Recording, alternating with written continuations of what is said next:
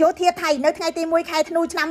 2025បានប្រកាសបិទច្រកព្រំដែនទាំងអស់ជាមួយប្រទេសមីយ៉ាន់ម៉ាសម្រាប់រយៈពេល7ថ្ងៃដោយទុកតែស្ពានមិត្តភាពថៃមីយ៉ាន់ម៉ាមួយប៉ុណ្ណោះខណៈដែលការប៉ះទង្គិចគ្នារវាងយោធាមីយ៉ាន់ម៉ានិងសហភាពជាតិការ៉េនបានរុញច្រានចូលទៅជិតស្រុកម៉ែសូតខេត្តតាករបស់ប្រទេសថៃយ៉ាងគ្រោះថ្នាក់កាសែត The Nation បានរាយការណ៍ថាវិធានការនេះធ្វើឡើងបន្ទាប់ពីគ្រាប់កាំភ្លើងត្បាល់ចំនួន5គ្រាប់ពីមីយ៉ាន់ម៉ាបានធ្លាក់ចូលទៅក្នុងទឹកដីនៃប្រទេសថៃម្ដងទៀតដែលធ្វើឲ្យមនុស្ស2នាក់រងរបួសកាលពីថ្ងៃទី30ខែវិច្ឆិកាប៉ុន្មានថ្ងៃប៉ុណ្ណោះបន្ទាប់ពីគ្រាប់កាំភ្លើងធំបានផ្លង់ចូលដីថៃដែរបំផ្លាញផ្ទះ4ខ្នងនៅយប់ថ្ងៃទី30ខែវិច្ឆិកាប្រជាជនថៃនៅក្នុងស្រុកម៉ែសូតបានរាយការណ៍ពីការប្រយុទ្ធគ្នាដោយកាំភ្លើងធំអស់ពេលជាច្រើនម៉ោងនៅតាមដងទន្លេមីយ៉ាវ៉ាឌីដែលខ័ណ្ឌចែកថៃនិងមីយ៉ាន់ម៉ាdrone បានទម្លាក់គ្រាប់បែកជាបន្តបន្ទាប់នៅតំបន់ជួរមុខការប៉ះទង្គិចគ្នានេះគ្មានសញ្ញាធូរស្រាលនោះឡើយហើយយោធាថៃកំពុងតែបារម្ភដោយសារតែកងកម្លាំងមីយ៉ាន់ម៉ាកំពុងតែព្យាយាមរុលទៅមុខកាន់តែគៀកទៅនឹងទឹកដីថៃ